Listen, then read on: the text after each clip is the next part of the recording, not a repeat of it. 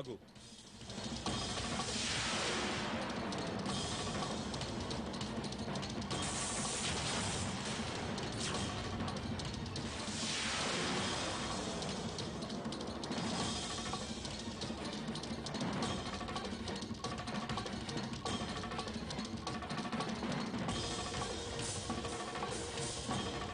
నేను నీతో కలిసి ఎక్కడికి రాలేను.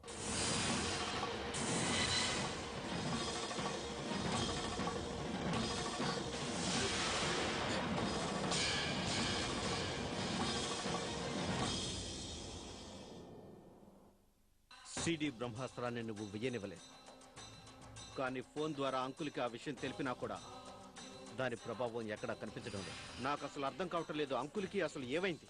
ప్రియా పుష్కర్ల ప్రేమాయణం గురించి నిజం తెలిసినా కూడా జయంకులు ఎందుకని ఇలా మౌనంగా ఉండగలుగుతున్నాడు? ముసలి మొగుడు పడుచు పెళ్ళం, అంతకంటే ఏముంది? ఈ ముసలితనంలో ఆ అమ్మాయి ఎంత మత్తులో ముంచిందంటే చెయ్యన్నాయికి అది తప్ప ఇంకెవ్వరూ కనిపించడం లేదు. ఈ వయసులో యవ్వనం గుర్తొచ్చిందనుకో, గుర్రం ముసలిదైన తర్వాత పిచ్చిదవుతుంది. అలాగే జయన్నయ్య కూడా పిచ్చివాడయ్యాడు. కానీ అమ్మా, మనం చేతులు ముడుచుకొని కూర్చోలేం కదా. జయన్నయ్యకి నచ్చ చెప్పగలిగేవారు ఒకే ఒక్కరు ఉన్నారు. నేనిక ఆయనతో మాట్లాడక తప్పదు. ఇప్పుడు మాట్లాడేంత టైం లేదమ్మా. రేపటి నుంచి పెళ్లి పనులు మొదలు కాబోతున్నాయి. పెళ్లి ఇంటిని చావిల్లుగా మార్చేయాలి. మనమే ఏదో ఒక పెద్ద ఎత్తు వేయాలి. నువ్వు చూస్తూ ఉండమ్మా, ఇప్పుడు ఈ ఇంట్లో ఏం తాండవం చేస్తుంది.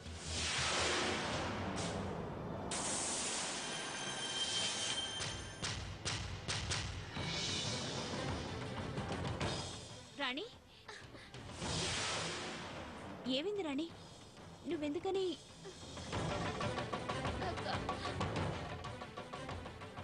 రాణి, ఏమైంది? నాకు చాలా భయంగా ఉందక్క. ఈ ఇంట్లో ఏమేమో జరుగుతున్నాయి. ఎవరైనా నిన్ను ఏమైనా అన్నారా? అక్క, వాళ్ళు మన గురించి మాట్లాడుకుంటున్నారక్క. ఎవరు రాణి? ఎవరి గురించి మాట్లాడుతున్నావు? జిజ్ఞాస ఆంటీ, రంజిత్. నాకు చాలా భయంగా ఉందక్క. నేనున్నాను కదా, నువ్వేమీ భయపడుకో. ఏమైనా కాకముందే నేను నా పట్టుదలని వదిలి ప్రియ సంతోషంగా ఉండేలా చేయాలి. అలాగే ప్రియ వాళ్ళ మావయ్య గారితో కూడా మాట్లాడాలి.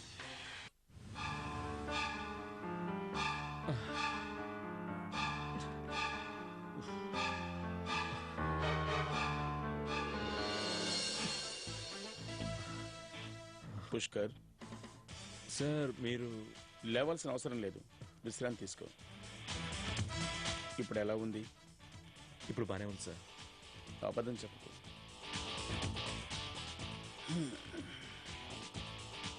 నువ్వింకా పూర్తిగా కోలుకోలేదు. నిన్న రాత్రి ఏం జరిగిందో నీకు తెలుసా? సాహిల్, టోనీలు ఇద్దరూ నిన్ను తీసుకొచ్చి ఇక్కడ పడుకోబెట్టారు. సార్, నిన్న రాత్రి ఏదో కొంచెం కాదు, చాలా ఎక్కువగా తీసుకున్నా. పుష్కర్, నువ్వు అసలు స్పృహలోనే లేవు. నా పెళ్లిని అందరికంటే నువ్వే ఎక్కువగా సెలబ్రేట్ చేసుకుంటావని నువ్వు నాతో చెప్పిన విషయం నాకు ఇంకా గుర్తుంది. కానీ అలా సంతోషాన్ని ఎంజాయ్ చేస్తూ నువ్వు మరో లోకానికి వెళ్ళిపోతే ఇక సంతోషం ఎందుకు చెప్పు? నా పెళ్లిలో అందరికంటే నువ్వే ఎక్కువగా పనిచేయాలి. మీ ఇంట్లో వాళ్ళందరికీ చెప్పావా, లేక నన్నే స్వయంగా వచ్చి చెప్పమంటావా? మీరు రావాల్సిన అవసరం లేదు సార్. మా ఇంట్లో వాళ్ళందరూ వస్తున్నారు. ఇక నువ్వు విశ్రాంతి తీసుకో. Take care of your self.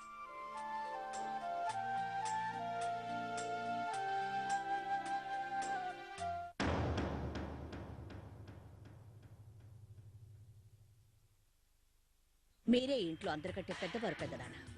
మీరే జయన్నయ్యకి అర్థమయ్యేలా చెప్పగలరు. ఆ అమ్మాయి ప్రియ జయన్నయ్య కన్నా చాలా చిన్నది. వాళ్ల కుటుంబం మన కుటుంబంతో ఏ విషయంలోనూ సరితూగం. మన ప్రతిష్ట, మన ఆస్తి, మన అంతస్తు ఏ విధంగా చూసినా సరే ఆ అమ్మాయికి మన ఇంటి కోడలయ్యే అర్హత అస్సలు లేదు. జయన్నయ్య ఆ అమ్మాయి అందం చూసి ఎంతగా పడిపోయాడంటే అసలు ఏం చెప్పినా అర్థం చేసుకోవడం లేదు.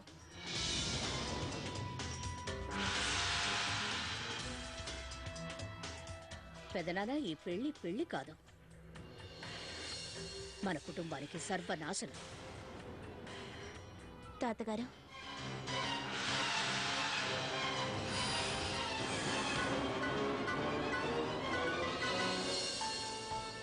నమస్తే తాతగారు.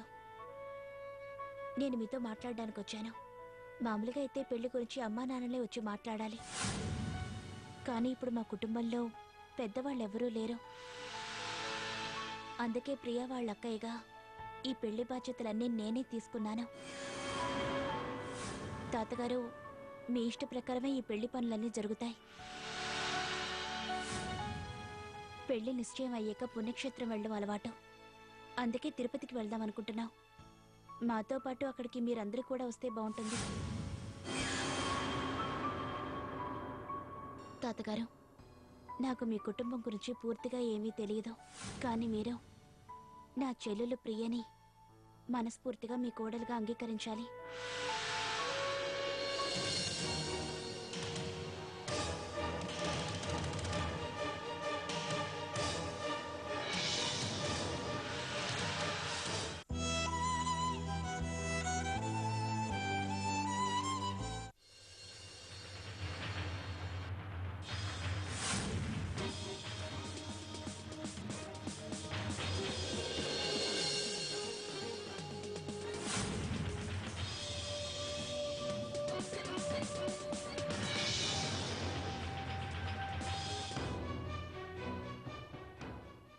ఆ వాడు వద్దు, నేను కాపురం చేయను అని వదిలేశాను. కానీ సచ్చే తన భర్తను వద్దు అనడానికి సాక్ష్యం ఏముందో వాళ్ళకి చెప్పమనండి. చెప్పడమే కాదు, చూపిస్తా కూడా.